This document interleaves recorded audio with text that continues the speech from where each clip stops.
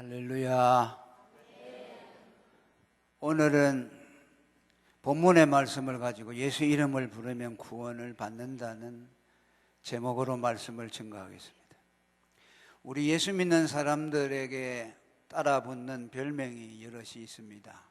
그 가운데 하나가 예수 이름을 부르는 자라는 별명입니다.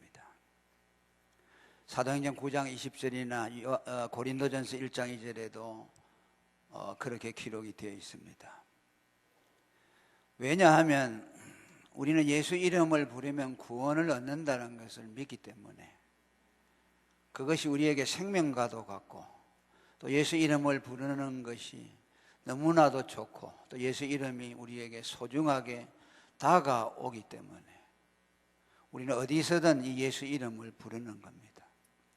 힘들 때도 예수 이름을 부르고 또 우리가 시험 중에 있을 때도 예수 이름을 부르고 또 감사할 일이 있고 좋은 일이 있을 때에도 예수 이름을 부름으로 우리 믿음을 나타냅니다. 예수 믿는 사람에게는 언제나 이 예수 이름을 부르는 것이 습관화될 수밖에 없다는 것을 우리는 경험합니다. 그런데 이 예수 이름을 부르는 것은 누구나 다 할 수 있는 것이 아닙니다. 종교적인 신앙은 가질 수 있을지 모르지만 참된 하나님 신앙에 도달할 수는 없습니다. 이 예수 이름을 부르려면 반드시 성령께서 그 사람에게 오셔야 합니다. 성령이 오셔서 그 영혼 속에 예수를 증거해 주지 아니하면 예수를 믿을 수 없고 또 예수의 이름을 부를 수가 없습니다. 예수가 누군지 정확하게 알 수가 없습니다. 그래서 오늘 읽은 말씀에도 보면 17절 21절 사이에 보면 말세에 내 영으로 모든 육체에 부어준다고 말씀하셨고 주의 이름을 부르면 구원을 얻는다고 말했습니다. 성령이 오시는 내용과 주님의 이름을 부르는 내용이 함께 연결되어 있습니다. 예수 이름을 부르는 일은 성령으로 말미암아 된다는 말씀입니다. 성령을 하나님이 보내주신 것은 예수 이름을 믿고 그 이름을 부르도록 하기 위해서 하나님이 성령을 보내주셨습니다. 고린도전서 12장 3절에도 누구든지 성령이 아니고서는 예수를 주라 부를 수 없다고 말씀했습니다. 요한복음 15장 26절에도 진리의 성령이 오시면 예수님을 증거해 주어서 우리가 예수를 믿고 알게 된다고 말씀하셨습니다. 왜냐하면 성령은 삼위일체 하나님이시고 또 예수의 영이기 때문에 예수를 증거할 수 있는 분은 성령밖에 없습니다. 할렐루야. 예수는 사람이 증거할 수 없어요. 사람은 그저 입을 벌려서 복음을 말할 뿐이고 복음을 말하는 그 순간 성령이 오셔서 그 예수의 복음을 말하는 사람과 듣는 사람에게 그 영혼의 증거에 주셔서 저분을 믿으면 구원 얻겠다는 믿음이 그 안에서 생겨나는 것입니다. 오늘 저와 여러분이 예수를 믿는 것은 성령께서 증거해 주셨기 때문입니다. 여러분에게 성령이 오셔서 예수를 가르쳐 주기 때문에 예수를 믿으면 구원을 얻겠다는 믿음이 드는 겁니다. 반대로 예수를 왜 못 믿느냐? 여러 가지 이유가 있겠죠. 그 사람은 관심이 없다든지 바빠서 못 믿는다든지 여러 가지 이유가 있겠지만 성령께서 오셔서 그 영혼 속에 예수가 누구인가를 증거해 주지 않았기 때문에 예수를 믿을 수 없어요. 그래서 예수를 믿는다는 것은 놀라운 은혜입니다. 할렐루야. 여러분이 담임 목사님을 통해서 예수를 믿게 됐다는 거 얼마나 감사한지 몰라요. 그런데 성령은 그러면 어떻게 오셔서 우리에게 예수를 알고 믿도록 해 주시는가?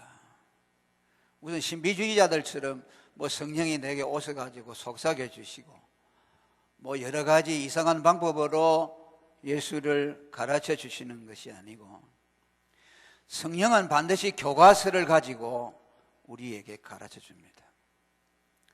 왜냐하면 성령은 교사이기 때문에 그렇습니다. 학교에서 교사가 학생들을 가르칠 때 자기 임의대로 가르치지 아니하고 반드시 교과를 가지고서 텍스트를 내용으로 삼아 가르칩니다. 그들이 학교에서 교대를 다니거나 사범대학을 다닐 때도 교과를 중심으로 해서 학생들을 가르치는 훈련을 받습니다. 성령도 임의적으로 가르치지 않습니다.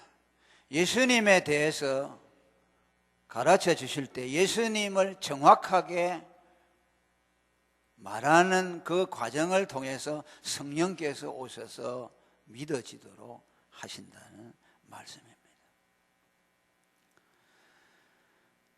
성령이 여러분들에게 교사 노릇을 한다고 할 때 언제나 이 점을 유념해야 한다는 말씀입니다. 성령은 전능하신 하나님이지만 반드시 교과서를 가지고 가르칩니다. 그 교과서가 무엇이겠습니까? 성경이죠.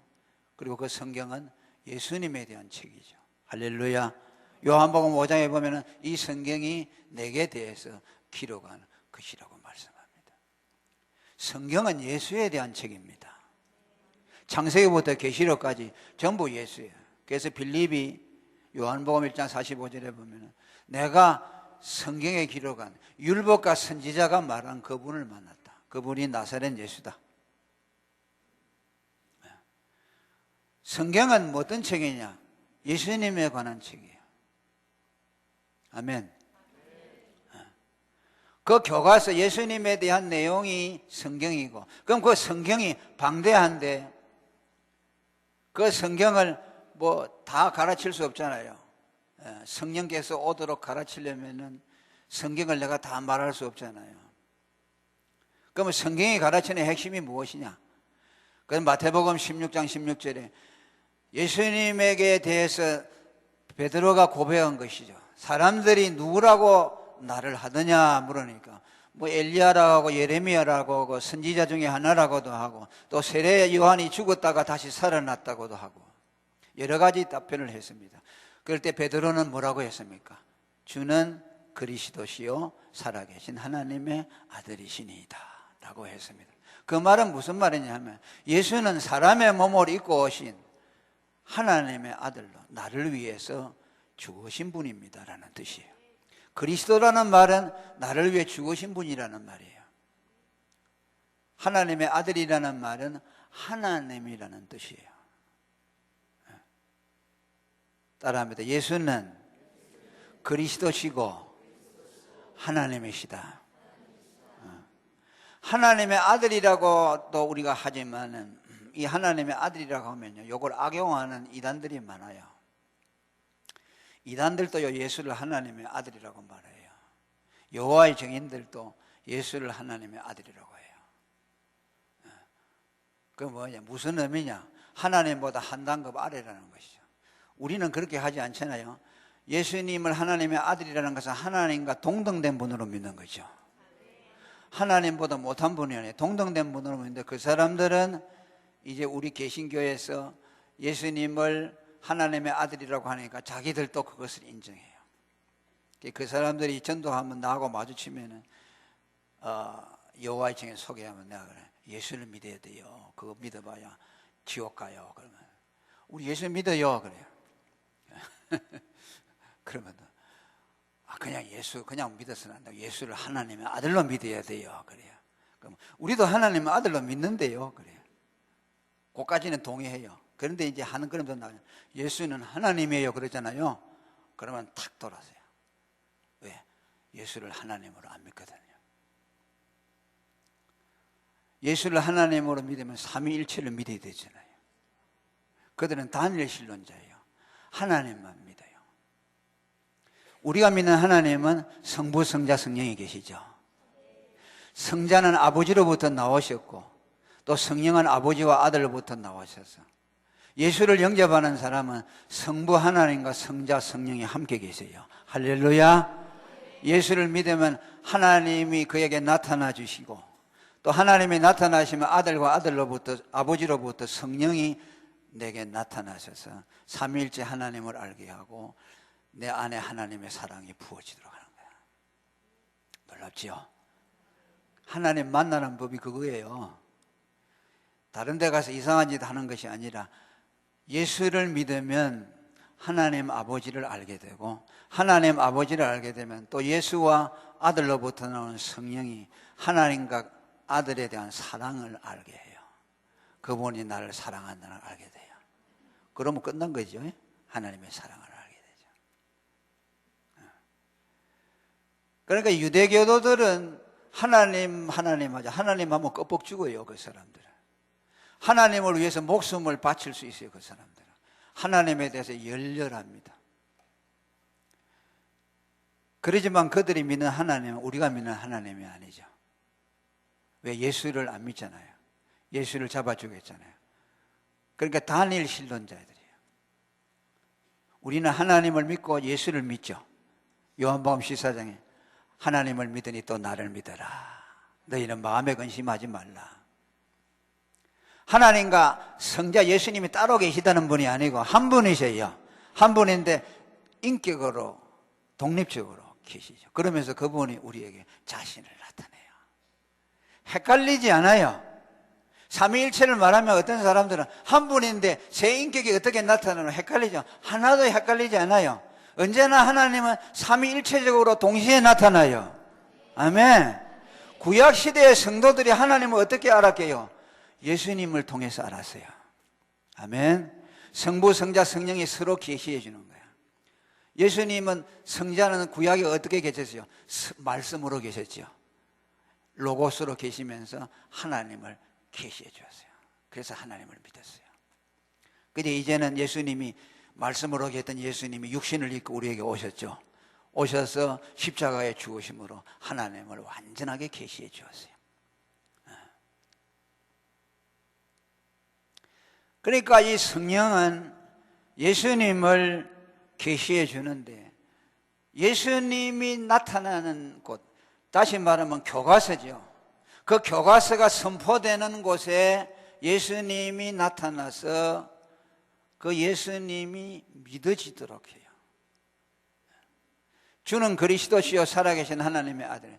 예수는 사람의 몸을 입고 와서 나를 위해 죽으신 하나님의 아들이라는 것을 그 교과서가 가르치시잖아요. 여러분들이 말하잖아요.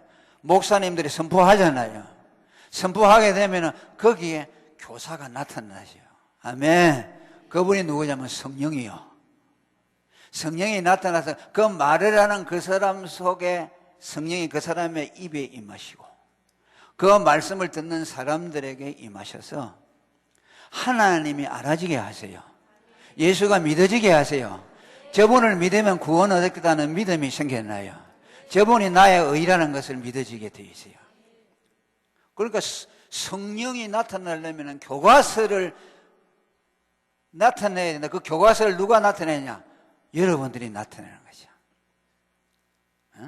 그렇게 예수님을 사람의 몸을 입고 와서 우리를 위해 죽으신 하나님으로 선포하게 되면 성령이 오셔서 그 사람들에게 예수 그리스도가 믿어지게 하고 하나님이 누구신가 환히 알게 되고 하나님의 사랑이 그 마음속에 경험되어지도록 하는 겁니다. 그 길 외에는 하나님을 알 길이 없어요. 요즘 무슨 영성훈련 가면 뭐 명상하고 앉았죠. 명상하고 앉았고 뭐 정강석화와 같이 막 팍 하고 무슨 깨달음이 온다든지 뭐 하나님을 탁 만났다든지 하죠. 그건요 다 믿을 수가 없어요. 하나님은 누구를 통해 나타납니까? 예수 그리스도를 통해 나타납니다. 아멘. 그러니까 교과서를 정확하게 해야 돼. 그러니까 우리 전하리 교회는 조한근 목사님이 예수님에 대해서 정확하게 말씀하잖아요. 할렐루야.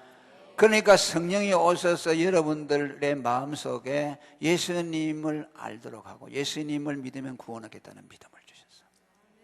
그러니까 여러분들이 복음을 사랑하게 되고 예수 외에는 다른 걸 다 아무것도 모르잖아요.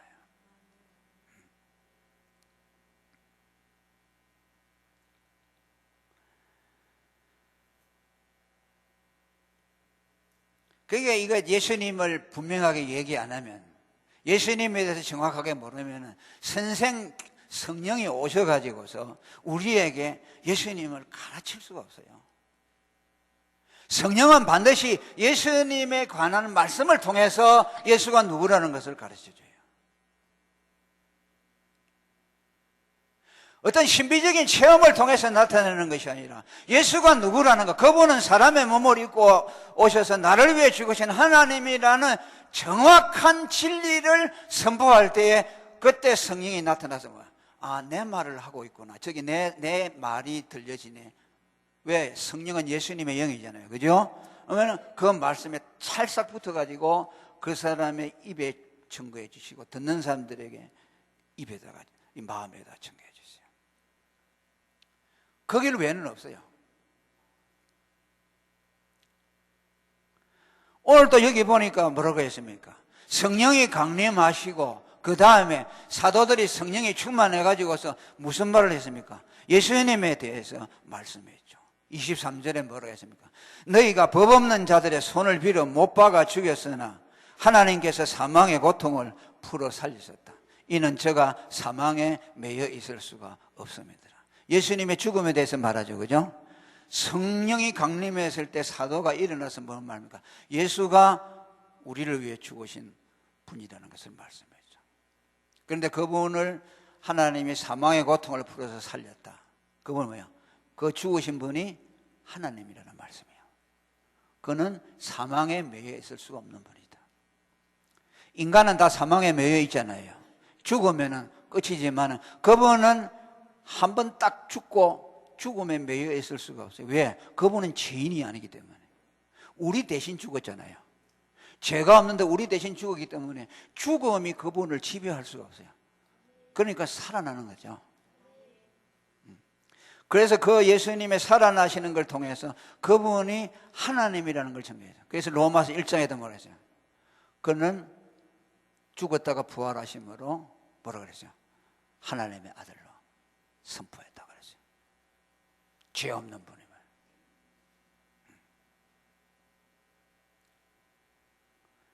그걸 얘기하는 거예요. 성령이 강림하고 나서 그 말씀을 하는 거예요. 아, 성령만 오시면 되지 뭐 하나님의 말씀을 막 난리 났잖아요. 방언도 하고 막 지진도 나고 막 불이 내려와서 막 이러잖아요. 아, 그거면 되지. 무슨 설교할 필요해서 그거보다 다 됐잖아요. 그런데 사도는 일어나서 예수가 권능을 행하고 병을 고치는 내용들을 얘기하고 있죠. 그 얘기한 건 뭡니까? 그분은 하나님이라는 말씀이에요. 죽은 자를 살리는 것을 통해서 그분이 하나님이라는 것을 나타내요. 그 다음에 그가 십자가에 못 박혀 죽었는데 죽음에 매여 있어가 다시 살아났다. 그분은 하나님이다 라는 말씀을 분명히 해줘야 돼요. 그러니까 거기 120명 문도들이 모여 있는데 그 말씀을 들을 때 믿음의 확신이 확 들어온 거예요. 할렐루야. 믿음의 확신이 확 들어지고 예수가 구세주라는 것이 확실하게 믿어졌어요. 여러분, 예수님의 제자들이 언제 믿음의 확신을 얻느냐니까 성령이 오시고 나서 그래요. 예수님을 3년 동안 따라다녔잖아요. 이 세상에 예수님 계실 때에. 그분이 행하시는 이적도 보고 또 그분이 가르치시는 여러 가지 하나님의 말씀도 들었죠. 그러면 그것으로 충분할 것 같죠. 그죠? 충분하지 않아요. 그런 것들을 통해서 뭘 말씀하냐. 그분은 하나님이라는 것을 가르치는 것 뿐이지 그것을 보는 것으로 교육이 완성되지 않았어요.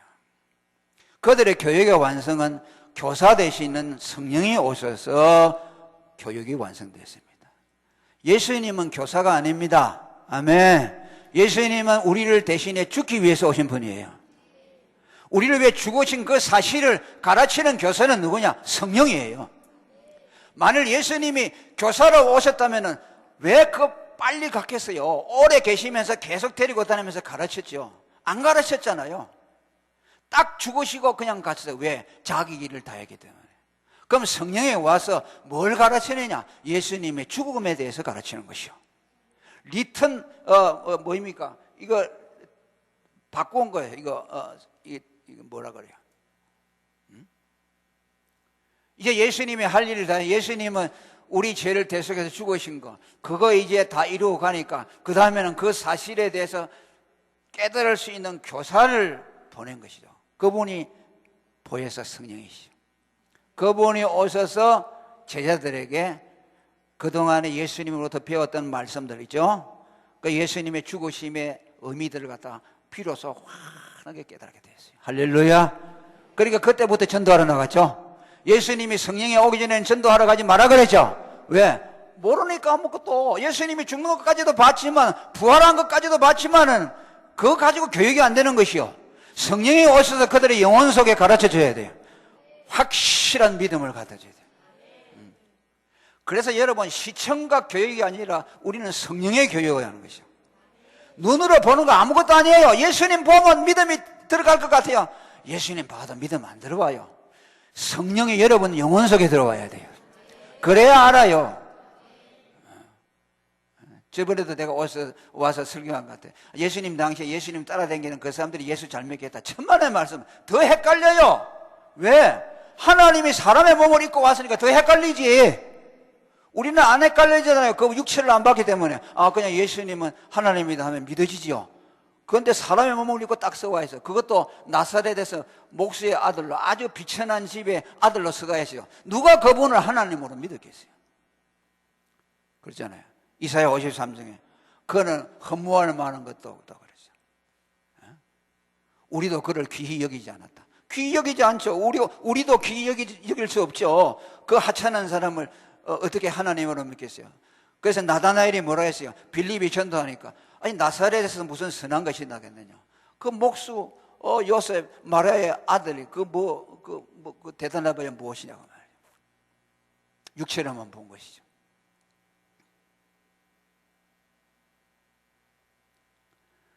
성령이 오신, 그 성령을 보내주신 것은 예수를 알도록 하기 위해서고, 그 예수를 알고 그분을 믿어서 그의 이름을 불러서 구원 얻도록 하기 위해서. 그러니까 성령이 안 오면 우리가 구원받을 수 있어요, 없어요? 없지요. 복음을 안 가르쳐 주시니까. 그러니까 복음을 정확하게 알아야 된다 그 말이에요. 우리 조한근 목사님은 복음을 정확하게 아시는 분이요. 왜 십자가만 자랑하고 은혜만 자랑하고 그분이 우리를 위해 죽었다는 거냐? 예수를 정확하게 아는 분이요. 왜냐하면 예수를 모르는 사람이 너무나 많아요. 그분을 그저 4대 승인 중에 하나, 그분은 훌륭한 분, 우리에게 사랑의 실천의 모범을 보여주러 오시는 분 정도. 우리는 그분의 삶을 따라 배워야 된다. 그분을 우리 선생으로 모시고 우리는 그의 제자가 되어야 한다. 이런 것만 가르치죠. 그건 뭐예요? 예수님에 대해서 정확하게 가르치자. 그러면은요, 성령이 오시지 않아요. 왜? 저건 나 아닌데, 저 사람이 저 얘기하는데, 전 내 아니야. 나와 상관없어 하니까 오지 않죠. 안 가르치죠. 그때는 뭐가 발동되는지 압니까? 사람의 영감이 발동이 되는 것이요. 아, 그렇다. 예수 훌륭한 분이지. 그 뭐예요? 지성, 이성이 발달하는 것이죠. 그 나름대로 예수를 선생으로 알고 따라다니는 거죠. 그분을 흉내내고 그분이 하는 것을 본받으려고 애를 쓰죠. 그건 예수가 아니죠. 따라합니다. 산 예수를 믿지 말고, 자, 크게 산 예수를 믿지 말고 우리를 위해 죽으신 예수를 믿자. 예수님은 이 세상에 죽기 위해서 왔어요. 그래야만 성령이 오셔서 예수님을 알게 돼요. 그러니까 누구든지 주의 이름을 부르는 자는 구원을 얻도록 하기 위해서 하나님이 하신 일은 성령을 보내주셨다. 그게 첫째 일이다. 그죠? 그러니까 우리는 뭐야? 복음을 정확하게 사람들에게 전해줘야 돼. 어떤 사람에게 예수를 믿어 전도하려고 하면 예수님에 대해서 정확하게 말해줘야 돼요. 그게 뭐예요? 로마서 10장 17절에 뭐라 그랬어요? 믿음은 들음에서 나고 들음은 그리스도의 말씀에서 난다. 할렐루야. 성령이 오셔서 우리에게 믿음을 주는데 뭐야? 반드시 하나님의 말씀을 드려야 된다. 그 말씀이 뭐냐? 그리스도의 말씀. 예수님이 우리를 위해 죽었다는 대속의 복음을 말할 때만 성령이 와셔서 그 사람 영혼 속에 믿음을 주시고 그래서 그 예수를 이름을 부르게 하시고 그래서 구원을 하시는 거예요. 그러니까 여러분들은 복음을 열심히 전하시기를 바랍니다. 아멘. 그러니까 이렇게 복음을 사랑하고 우리 목사를 위해서 여러분들이 복음을 전하니까 이렇게 교회가 많이 부흥이 되잖아요. 그 다음에 이 예수 이름을 부르면 구원을 받는 이 하나님의 구원의 경륜은 종말의 구원 경륜입니다. 종말에 20절 21절에 보면 주의 크고 놀라운 날 곧 종말에 대한 말씀을 하면서 21절에 뭐라고 합니까? 주의 이름을 부르는 자는 구원을 얻으리라고 말씀합니다. 할렐루야. 예수 이름을 부르면 구원을 받는 것은 종말론적인 하나님의 구원이다. 급박한 종말에 하나님이 택자들을 구원해 내기 위해서 우리에게 주신 하나님의 은혜의 경륜이라는 말씀입니다.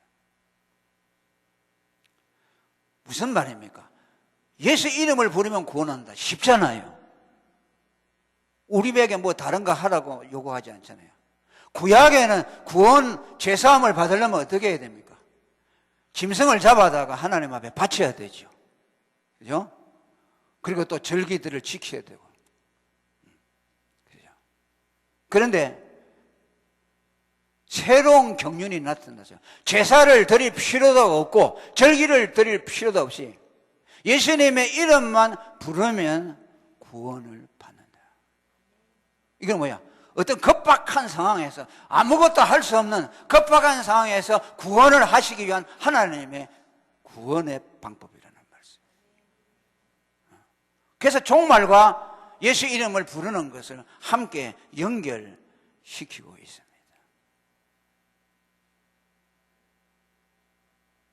그러면은 이 종말이라는 언제를 말하느냐? 이 위급한 순간은 어떤 종말을 말하냐? 이 종말은 예수님이 오셔서 십자가에 죽으시고 대속을 완성하신 그때 종말이 시작됐어요. 아멘. 그래가지고 계속 지금 종말을 향해서 달려가고 있죠. 언제까지, 어디까지 갑니까? 예수님이 이 세상에 오셔서 세상을 심판하는 마지막 종말의 정점까지를 종말이라고 해요. 여러분들이 종말하면 어느 한 기점을 말하죠. 역사가 문이 탁 닫혀지는 그 순간을 종말이라고 하죠. 그런데 종말이라고 해놓고 계속 종말이 안 오니까 이상하게 생각하죠. 그런데 그 종말은 포괄적이라는 거 아니에요. 단수가 아니고 복수의 용어로 되어 있어요. 성경이 종말이라고 할 때 The last days라고 되어 있어요. 데이로 되지 않고 종말은 뭐냐? 여러 날들로 이루어졌다는 말씀이야. 그러니까 종말은 예수님이 오셔서 대속을 완성하신 그때부터 종말이 시작이 돼서 예수님이 재림하시는 그 순간까지 계속 종말이 이어지고 있어요. 우리는 그 종말을 향해서 나아가고 있죠. 그러면 왜 예수님이 오셔서 십자가에 죽으시고 대속을 완성하신 그 기점을 종말의 시작이라고 하느냐? 종말이라는 개념에는 완성이라는 개념이 있습니다. 여러분, end라는 영어 단어를 사전을 찾아보면요, 그건 시간적으로 끝이라는 개념이 있고 또 하나는요, 모든 일을 다 마쳤다는 종말의 개념이 있어요. 그죠? 그러니까 예수님이 오셔서 십자가에서 죽으심으로 하나님의 율법을 다 완성해 버렸죠. 아멘. 대속이 이루어졌죠. 이제 제사 드릴 필요가 없죠. 아멘. 절기를 드릴 필요가 없죠. 무슨 유월절 그 사람들은 지금도 유월절 드려야 된다고 그러죠. 그 웃기는 사람이지.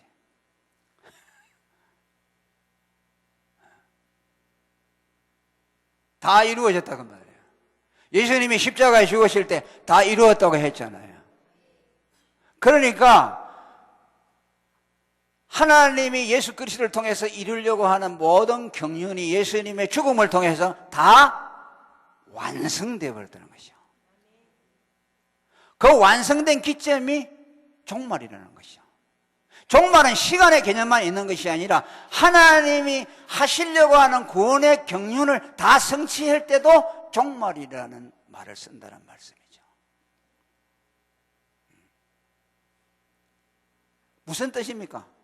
하나님이 이 지구 덩어리를 인류 역사를 경영하고 굴러나갈 때에 초점을 어디에다 맞추고 있느냐? 그의 구속에다가 맞추고 있다는 것이죠. 그의 구속이 예수님의 십자가의 대속이죠. 그것을 통해서 하나님이 택자를 구원하는데 필요한 모든 조건을 다 완성시켜 버렸죠. 그러니까 하나님은 더 이상 할 일이 없어요. 그러니까 역사라는 것이 뭐냐? 이제 정점을 찍었다는 것이죠. 이제 역사의 의미는 더 나아가 봐야 별로 의미가 없다는 거죠. 그 구속의 성취를 통해서 모든 것이 성취되어 버리기 때문에 이미 종말이 온 것이나 마찬가지라는 말씀이죠. 하나님이 역사를 운영하는 초점이 어디 있는가를 말해줘야죠. 그러면서도 뭐라고 합니까? 마태복음에 보면요, 종말이 언제 오느냐? 예수님의 제자들이 물었어요. 전쟁의 난리가 소문이 많이 나고 지진이 일어나고 뭐 자연재해가 일어나면 종말이 옵니까? 라고 물었더니 예수님이 뭐라고 했습니까? 복음이 땅끝까지 전거되면 그때 세상의 끝이 오리라고 말씀합니다. 할렐루야.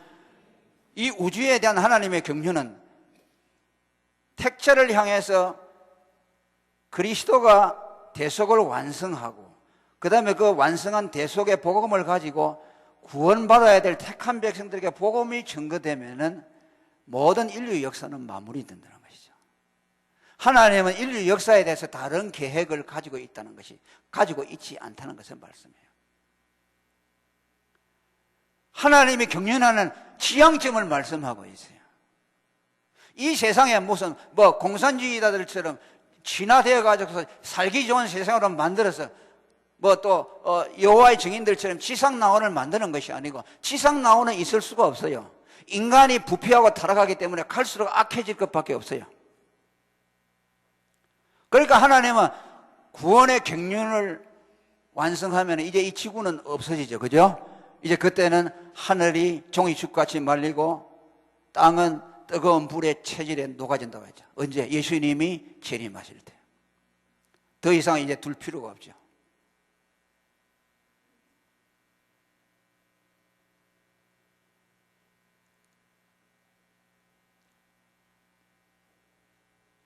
그러니까 제사가 완성되어 버렸어요. 제사가 완성되고 나니까, 그죠?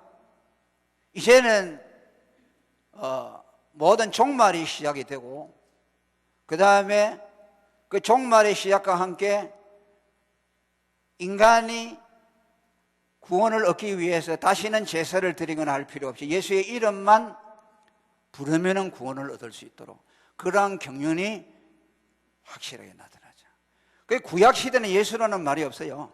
구약 시대는 예수 이름을 불러서 구원한다는 말이 없죠. 예수 이름이 나타난 것은 마태복음 1장 21절에 마리아가 예수님을 잉태했을 때죠. 그 경륜은 종말에만 나타난 것이죠. 그리고 그 종말이 이제 정점이 되는 마지막 종말의 끝인 예수님의 재림 때에 이르러서 이 복음이 폭발적으로 빛을 보게 될 것을 말씀합니다. 종말이 예수님의 대속으로 시작이 돼서 이제 마지막 종말의 종말 향해서 가는데 그 끝에 이르게 될 때에 아주 급박한 상황이죠. 심판을 직면하게 될 때. 오늘 여기 뭐라고 했습니까? 해가 변하여 어둠이 되고 달이 변하여 피가 되고 여호와의 영광이 나타난다. 종말에 대한 징조가 나타나서 그렇게 되면 이제 곧 그 현상과 자연 현상과 함께 예수가 이 세상에 재림해서 심판하게 된다는 거죠. 그러니까 그 상황이라는 것은 아주 다급하죠. 여러분 가만히 생각해 보죠. 하늘이 빛을 잃어가지고 깜깜해지고 막 달이 피로 변해가지고서 붉은 피를 뿌리는 것처럼 하늘이 말이죠. 이렇게 되어 있을 때 하나님의 심판에 가까웠다 할 때 그때 사람들은 뭘 생각해서 여기에서 어떻게 내가 살아나지? 그거밖에 없죠. 이 세상이 정말 종말을 왔구나 할 때에 구원할 길이 없잖아요. 어떻게 하나님 그 급박한 상황에서 하나님이 택자들을 구원하는 경륜으로서 내놓은 것이 예수의 이름을 부르면 구원 얻는 것이요. 아무것도 할 수 없는 절체절명의 순간에 바로 심판이 코앞에 와 있는데 이거 어떻게 해야 되지? 아무것도 할 수 없는 상황이죠. 그 때를 위해서 내어놓은 예수 이름의 구원이 오늘 두 번째 이유로서 종말에 우리에게 주신 하나님의 구원 경륜이다. 여러분, 사람이 물에 빠지면은 헤엄도 칠 줄 몰라요. 물에 빠졌으면 어떻게 해야 되겠어요?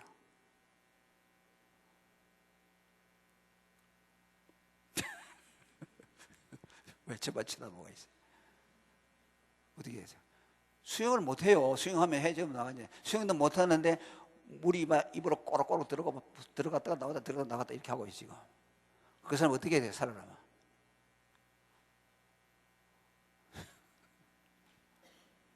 살려달라고 해야 될 거 아닙니까?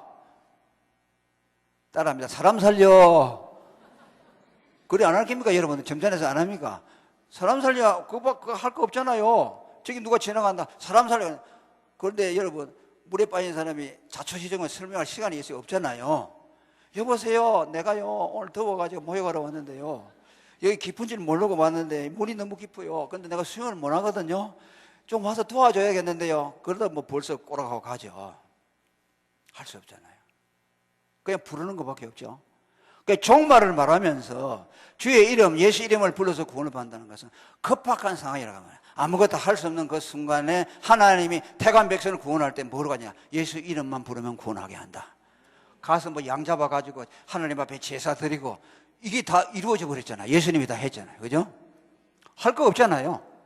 그래서 구원 받는다면요. 아무도 구원 못 받지. 양 사러 가야 되죠. 제사장한테 가가지고 또 잡아라. 왜? 양은 자기가 못 잡아요. 제사장이 잡아야 되지. 그리고 안수하고 기도해서 제사가 사야 됐다. 이런 절차를 다 밟아야 돼요. 그 급한 상황에는 할 수 없죠.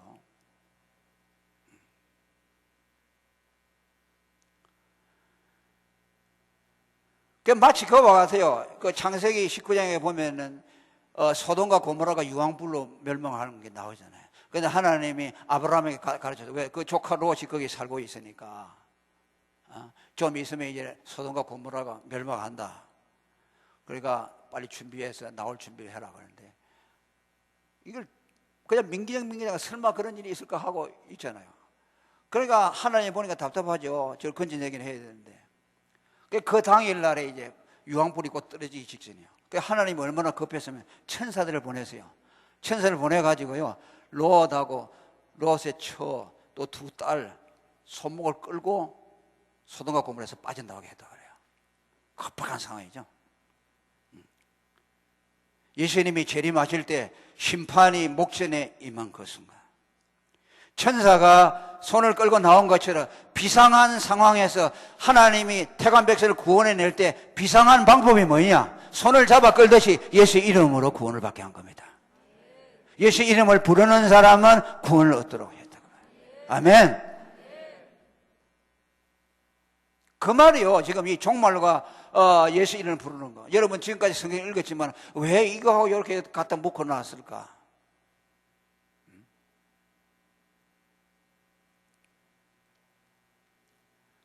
거짓 소경이 여러분 여리고에 사는데 예수님이 그 동네 지나가잖아요.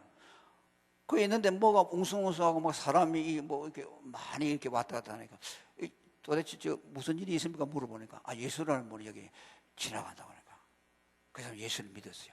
그럼 뭐라고 하죠? 다윗의 자손이야. 막 소리를 질렀죠. 그러니까 여기 사람들이 왜 그렇게 소리를 지르냐고 막 소리가. 그러니까 더 소리를 질렀어요. 다윗의 자손이 예수요. 그렇지. 할렐루야. 다윗의 자손이라는 말은 하나님의 아들이라는 것이요. 그 소경은 예수를 하나님의 아들로 믿었어요. 그러니까 예수님이 멈추어서 가지고서 내가 무엇을 하여 주기를 원하느냐 하니까 보기를 원하나이다 그랬어요. 엄청난 것이죠, 그죠? 눈을 뜬다는 것은요, 그건 지금도 어술이 어려운데 그건 하나님이 아니면 못하는 일이잖아요. 그러니까 그 소경은 예수를 하나님으로 믿은 것이요. 그러니까 그 사람을 눈을 뜨게 하고 구원해 줬죠. 비상이죠. 저분이 지나가면 내가 눈 뜰 수 없다. 저분만이 하나님의 행하는. 그래서 소리를 질렀죠. 그 사람이 눈 뜬 것은 소리 지르는 것밖에 없죠. 아멘. 아멘. 소리 질렀다는 말은요, 그를 믿었다는 말씀이죠. 예수를 하나님의 아들로 믿었다는 것이죠. 단지 그 이후로 그가 구원받았어요. 절체절명의 순간에 십자가의 강도도 마찬가지지 않습니까? 평생 나쁜 짓 하고 십자가에 달아서 사형을 목전에 두고 있습니다. 그가 육체의 죽음에 떨어지는 순간에 육체만 죽는 것이 아니라 그의 영혼이 영원한 하나님의 멸망에 빠뜨려지는 순간이죠. 뭐가 할 수 있겠어요, 그 사람이. 그런데 그가 예수를 하나님의 아들로 믿었어요. 뭐라고 했어요? 나는 제 때문에 이렇게 달려있지만 저분의 행하신 것 중에는 의롭지 않은 것이 하나도 없다. 죄인이 아니라는 말이죠. 저분은 의로우신 분이다. 더 비하하면 하나님의 아들이라는 말씀이에요. 저분은 자기 죄 때문에 죽는 것이 아니고 다른 사람의 죄 때문에 죽는다. 그럼 뭐라 했죠? 예수여 라고 불렀죠. 누가 보면 그렇게 됐어요. 예수여, 당신의 나라가 임할 때 나를 기억하소서라고 말했습니다. 할렐루야. 예수를 하나님 나라 천국의 주인으로 믿었다는 말씀이에요. 하나님의 아들, 하나님으로 믿었다는 말씀이에요. 놀라운 믿음이죠. 그렇게 예수님은 그러니까 오늘 네가 나와 함께 낙원에 있으리라. 구원의 약속을 받았죠. 그가 구원받은 건 뭡니까? 예수여라고 부른 것밖에 없죠. 그 예수여라는 부르면은 예수를 하나님의 아들로 합니다. 예수는 그리스도시요 살아계신 하나님의 아들이라는 믿음이 살렸죠. 비상의 시국이죠. 비상의 시국에 어떻게 할 수 없는 자기 구원을 위해서 어쨌거나 이제 곧 육체의 죽음이 오면은 영원한 형벌에 떨어지는 절체절명의 순간에 그를 구원해 놓은 것은 예수의 이름을 부르는 것밖에 없었죠.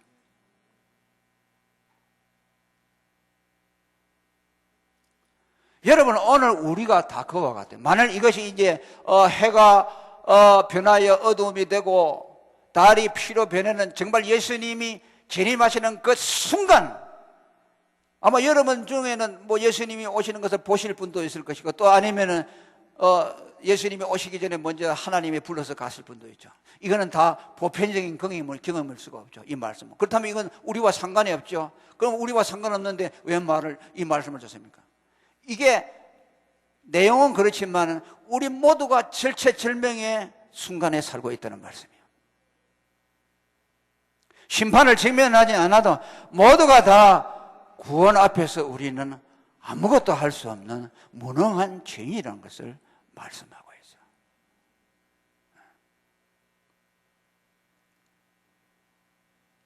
어떤 사람이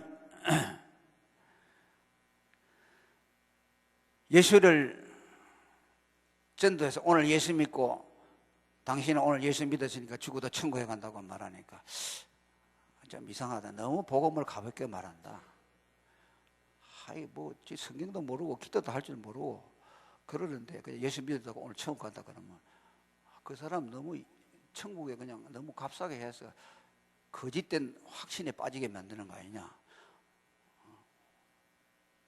그렇게 말하는 사람이에요. 그걸 반대하는 사람이 있어요. 여러분들 중에도 그런 생각을 가질 수 있는 사람이 있어요. 그 사람의 생각이 뭡니까? 자기는 오래 믿었으니까 헌금도 많이 하고 전도도 많이 하고 기도도 열심히 하고 하나님의 교회도 열심히 섬기고 했으니까 이제 이런 것들이 아마 내 구원을 얻는데 조금 도움이 되지 않겠나. 아마 이런 생각. 왜 저 사람은 그거 할 기회가 없었으니까. 그래서 자기는 이 말씀을 볼 때도 주의 이름을 부르는 자는 구원을 받으라. 이거 이름 부른다고 구원을 받는다. 아마 이런 생각을 가질 수 있을지 몰라요. 근데 여러분, 다 똑같아요. 오늘 처음 예수 믿은 사람이냐, 10년 믿은 사람이냐 똑같아요. 다른 거 있어요? 전 처음에 예수 믿을 때가 더 잘 믿은 것 같은데요. 갈수록 더 죄를 잘 짓는 것 같고. 여러분들에게 50년이 주어지면 그 50년을 가지고 열심히 신앙생활을 해가지고 여러분들 구원하는데 일조할 수 있을 것이라고 생각합니까? 못해요. 그것이 뭐냐면요, 38년 된 중풍병자가 베데스다 연못 앞에서 병을 고쳐보려고 그 물에 지척인데 가기만 하면은 물에 들어가면 천사가 동할 때 물에 들어가면 병이 낫는데 중풍병자니까 갈 수가 없잖아요. 자기보다 언제나 다른 사람이 한 발 먼저 가죠. 그것만 기다리다가 38년 지난 것이요. 50년 지나봐요. 들어가겠어요? 못 들어가죠. 이것은 뭐냐면요, 구원의 가능성에, 구원에 있어서 내가 조금이라도 노력해가지고 구원받을 수 있다면요, 우리는 전부 불합격자라는 말씀이에요. 우리는 다 중풍병자와 같아요. 아니, 죽어버렸어요. 여러분들이 50년을 생애가 있다면 그거 가지고 열심히 살아가지고 구원하는데 보탤 수 있겠습니까? 없습니다.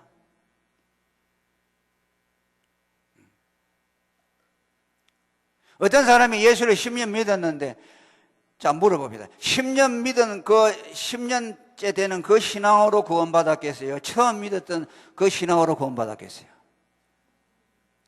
처음이죠, 그죠?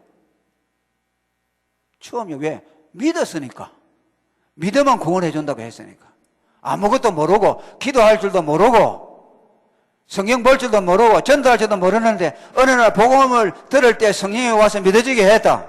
그 믿음으로 구원 얻었고, 10년이 지나서 뭐 봉사도 좀 하고 여러 가지 했지만 그것 때문에 구원받은 것이 아니고 그 앞에 믿음이 자라나서 지금 좀 성숙해진 것이죠. 그것이 구원된 거 아니에요. 어떤 사람이 순교를 했다. 그 사람이 천국에 갔다. 그 사람은 무엇으로 갔겠어요? 순교한 그 신앙으로 갔겠어요? 처음 믿은 신앙으로 갔겠어요? 순교했다고 천국 들어가는 거 아니에요? 무슨 말이냐? 우리는 구원에 관한 우리에게 100년이 주어져도 그 100년을 가지고 우리가 구원 얻는데 일조할 수 없다는 것이야. 전부 급박한 상황 속에 있다고 말이야. 중풍병자와 같이 되어 있고 십자가의 강도와 같이 되어 있고. 여러분들 지금 만일 예수님이 오라고 하면은 예수님 감사합니다, 나 다 준비되었어요 라고 할 수 있는 사람 손 들어보세요. 전부 다 불안하지요. 안 그렇습니까? 자신 있는 사람 손 한번 들어보세요. 아이고 큰일 났네. 지금 오라 그러면 예수님 나 준비 안 되죠. 100이면 다 그렇게 얘기하겠죠. 그럼 다 구원의 탈락이요. 그러니까 예수 이름을 부르면 구원 얻는다는 것은 종말 시대에 예수님이 심판에 임박한 그 사람들만을 위한 것이 아니고 죄로 전적으로 타락된 무능한 모든 사람들에게 주시는 말씀이요. 그것은 인간은 자기의 노력으로 자기 구원에 손꼽만큼도 기여할 수가 없다는 말씀이에요. 100년을 살면 100년 가지고 죄 짓는 일에 쓰는 것이지 그거 가지고 자기 구원에 보탤 수가 없어요. 오직 예수 그리스도의 보배로운 피만이 우리를 구원해 줍니다. 우리를 위해서 십자가의 대속의 피를 흘려주신 그 예수님의 사랑, 주 예수의 이름을 부르는 자를 구원한다는 말은 절체절명의 위기에 있는 중풍병자와 같이 아무것도 할 수 없는 저와 여러분을 위해서 하나님이 내려주신 그분의 은혜입니다. 다른 사람 비추지 마세요. 바로 내 자신이에요. 38년 된 문둥병자요. 아무것도 주를 위해 한 일이 없는 십자가에 달려 마지막 죽음의 순간을 맞이하고 있는 그 사람과 나와 다를 바가 없다는 말씀이요. 정직하게 말씀해 보세요, 여러분이. 자신 있는 사람이 어디 있어요? 저는 그렇습니다. 저는 지금 주님이 오시라고 하면 주님 나는 준비가 안 됐어요. 그래서 예수의 이름을 구원으로 주신 것은 급박한 상황에 어쩔 수 없이 주님의 자비에 의지하는 사람들을 구원하기 위한 하나님의 구원의 경륜입니다. 왜? 하나님은 우리의 실상을 너무나 잘 알기 때문입니다. 그러니까 여러분 자신을 보고 판단하지 말고 우리를 살리기 위해서 그 아들을 보내서 나 대신 율법을 이루어서 이제 완성함으로 더 이상 구원을 위해서 보탤 것이 없도록 완전케 하신 그분. 로마서 10장 4절에 예수 믿음으로 의롭다함을 받도록 하기 위해서 율법의 마침이 되어주신 그리스도. 아멘. 그 율법의 마침이라는 디엔드는 뭐냐면요, 끝이라는 말씀과 함께 모든 것을 완성했다는 뜻입니다. 그것은 바로 예수님이 오셔서 율법을 우리 대신 성취해 주시는 것을 통해서 더는 우리로 하여금 보탤 것이 없도록 만들어 주셔서 누구든지 예수의 이름을 부르고 그를 믿는 자마다 구원해 주시려는 하나님의 놀라운 자비와 사랑의 선물이라는 것을 기억하시고, 여러분을 쳐다보지 마시고 예수님의 그 은혜에 의지하시기를 바랍니다. 그분의 이름을 부르시기를 바랍니다. 오늘부터 꼭 그렇게 하셔요. 사람을 구원하는 것은 오직 복음에 있다는 것, 예수를 알아야만 되는데 그 예수는 성령이 올 때만 그 사람의 영혼 속에 가르쳐 주시는데, 예수가 누군지가를 정확하게 말해주는 사람을 통해서 성령이 그에게 와서 그 영혼을 구원한다는 걸 아시고, 여러분들 우리 제나리 교회가 조한근 목사님을 통해서 복음의 정확한 지식을 알 수 있도록 여러분들이 배울 수 있음에 대해서 감사하시기를 바랍니다. 오늘도 이게 바로 십자가 은혜의 복음. 이 교회는 언제나 십자가와 예수님의 대속의 죽음만 강조하지 않습니까? 여러분, 이런 교회가 흔치 않아요. 제가 돌아다 보니까요, 흔치 않아요. 목사님들의 설교하는 데도 많이 들어보잖아요. 십자가 대속에 대해서 오직 그것에 올인해서만 설교하는 목사님들이 없어요. 저도 어떤 때는 아이고, 교인들이 맨날 예수님이 십자가 대속 말하면 질릴 것 같다. 아이고, 그래, 이번에는 좀 색다른 거 하자고 준비하잖아요. 그러면 하나님이, 야, 이놈아, 네가 나보다 더 낫냐? 설교가 안 돼요. 지금은 뭐 아예 그걸 포기해줘. 근데 성령이 와서 가르치잖아요. 그럼 들을 때마다 새로워요. 그렇잖아요. 물립니까? 안 물려요. 그걸 말할 때마다 가슴이 뜨겁잖아요. 다른 거 말하면 가슴이 안 뜨거워져요. 다른 거 말하면 이 지성만 발달이 돼요. 지성의 감각만 튀어져요. 그러니까 그 사람들 따라다니는 사람들 있잖아요. 성령의 경험을 못하는 사람들은 지성을 깨우쳐주고 뭐 예수가 말하는 거, 고상한 거 쫓아서 다니는 사람들. 그 사람들이 뭐 그거 가지고서 일도 하죠. 큰 교회도 세우고 또 뭐 사회 사업도 하고 그런 교회들이 많잖아요. 그 성령이 오시지 않죠. 저는 단언합니다. 할렐루야.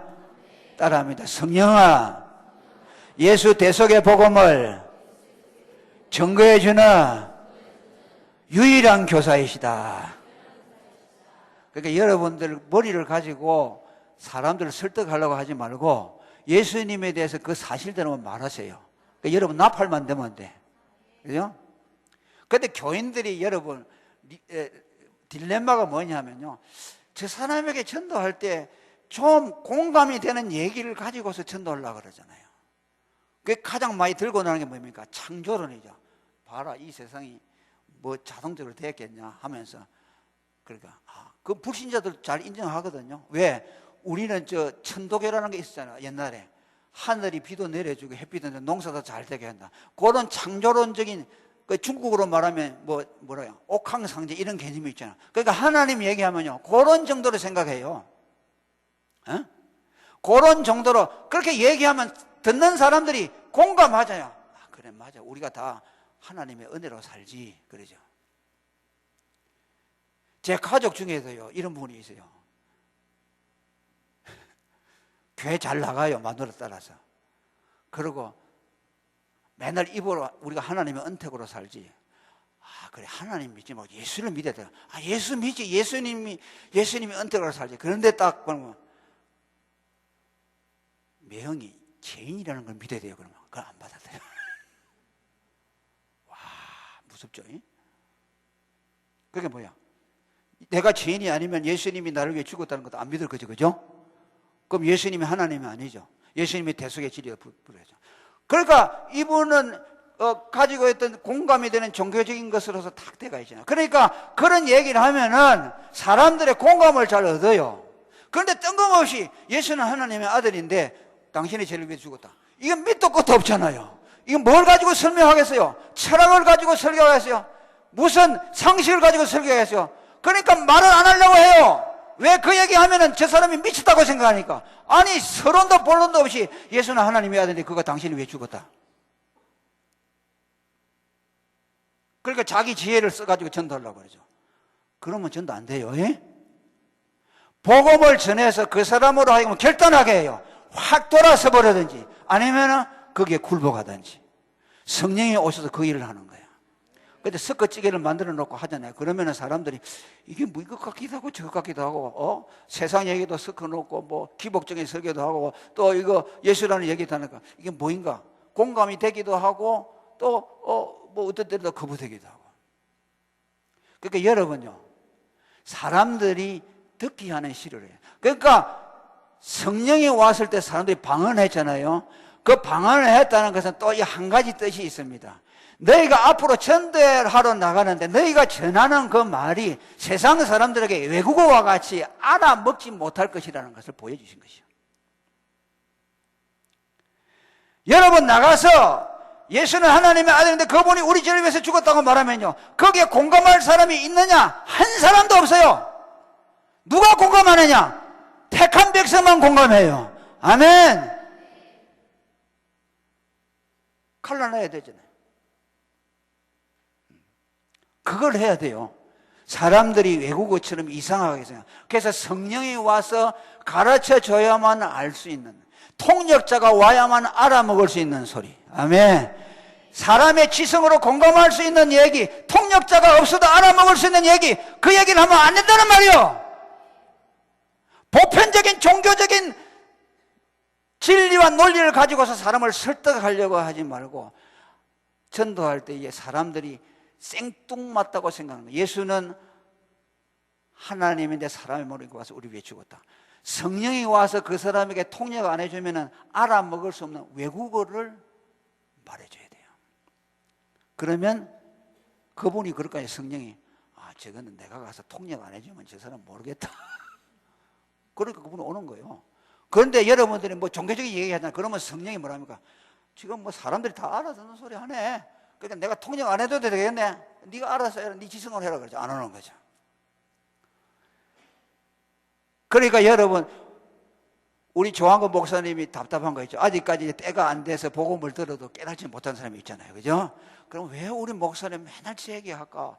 다른 교회 목사님 보니까 뭐 세상 돌아가는 얘기도 하고서 좀 공감이 되는 얘기를 하는데 맨날 무슨 씨나라 까먹는 소리만 저렇게 하노. 그러죠? 그런데 그 사람도 하나님 택한 백성이잖아요. 그럼 처음 있으면 귀가 열려요. 귀가 열린다니까요. 자기도 모르게 눈물이 주르르 나와요. 어떤 분이 그랬어요, 나한테. 자기가 그냥 어렸을 때는 그냥 방탕해서 함부로 살았어요. 근데 엄마가 맨날 예수님이 너를 위해 죽었단다 하니까, 엄마는 무슨 그런 얘기를 자꾸 해서 예수가 누군데 나를 위해 죽어. 그 얘기만 했다. 그런데 나중에 성인이 돼서 그 말에 성령이 와서 가르쳐 주니까요, 깨달아서 눈물을 줄줄 흘리고 회개하고 그때부터 예수의 사람이 되었어요. 내가 직접 들었어요. 그래서 내가 예수 얘기를 하니까 목사님 나가 왔다. 목사님들이 복음을 얘기 안 해요. 왜 강단에서 이상한 얘기를만 그렇게 하는지 몰라. 내가 그랬어요. 내가 복음을 몰랐어요. 가만 목사님들 책임 같아요. 그때부터 진짜 좀 교회 갈 때마다 예수를 하면 내가 빨리 돌아왔을 텐데, 교회 가니까 그 얘기를 못 듣고 엉뚱한 얘기 하니까, 우리 엄마만 맨날 그 얘기 하니까 내가 이렇게 늦게 돌아왔다고 해요. 목사님은 예수님 복음만 말하니까 너무 좋다고 하면서 밤샘을 하면서 얘기를 했어요. 그러니까요, 이 복음이라는 것은 신비한 거예요. 예수가 사람의 몸을 입고 오신 하나님이라는 것은요, 이건 신비죠. 그죠? 신비죠. 그걸 믿는 거죠. 그러니까 종교가 아니에요. 자, 따라합니다. 기독교는 종교가 아니고 복음이다. 예, 기도합니다. 하나님 감사합니다. 오늘 또 복음을 전하며 들을 수 있는 기회를 주신 것 감사합니다. 예수는 사람의 몸을 입고 와서 우리를 위해 죽으신 하나님의 아들 그리스도, 이것을 통해서 성령이 오셔서 각 사람을 불러주시고 택한 백성을 구원하시는 놀라운 하나님의 경륜을 나타내시고, 또 우리 모두는 구원에 대해서 조금도 일조할 수 없는 급박한 종말론적인 위치에 있는 우리임을 알게 하시고, 오늘도 이 복음을 통해서 우리들의 자신을 살펴보고 복음을 알 수 있도록 도와주신 것 감사합니다. 예수님 이름으로 기도합니다. 아멘.